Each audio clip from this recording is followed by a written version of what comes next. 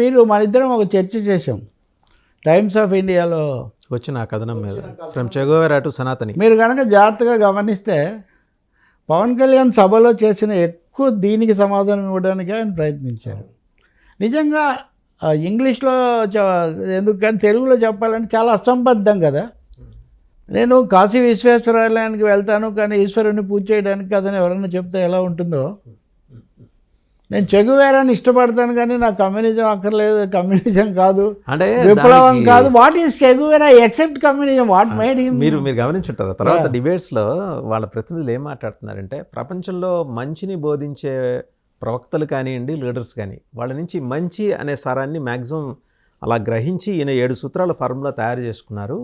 That doesn't mean ఈయన Che Guevara follow అయ్యారు sir. అది వాళ్ళు చెప్తున్నారు. ఆ 7 సూత్రాలు ఆయన పూర్తి చదివి వినిపించలేదు, చెప్పారు. కానీ అందులో మొదటి సూత్రం ఆయన చదివింది నాకు బాగా గుర్తుంది.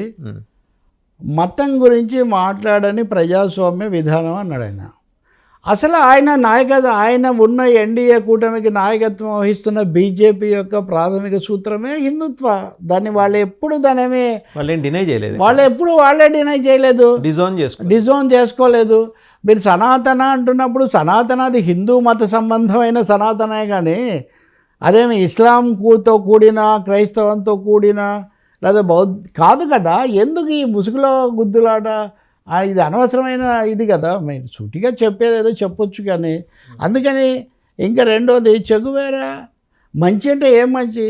మహాత్మా గాంధీ గారు దేశ స్వాతంత్రం, అహింస, ఆయన మంచి వాళ్ళ విధానాలే కదండి. వాట్ ఈజ్ ఇప్పుడు వాసుదేవ్ అనే ఆయన వ్యక్తి మంచివాడు అంటే ఏంటి? పలానా విషయాల్లో పలానా చేశాడు కాబట్టి మంచి. కానీ ఏమీ లేని అబ్స్ట్రాక్ట్ మంచి ఏముంది చెగువేరా దగ్గర? చెగువేరా క్యూబన్ విప్లవంలో పాల్గొనకపోతే, కాస్ట్రోతో నిలబడకపోతే, బొలివియాలో అమరుడు కాకపోతే ఇంకేం మంచి? ఇవన్నీ కూడా ఆయన సిద్ధాంతాల నుంచి వచ్చినవే కదా.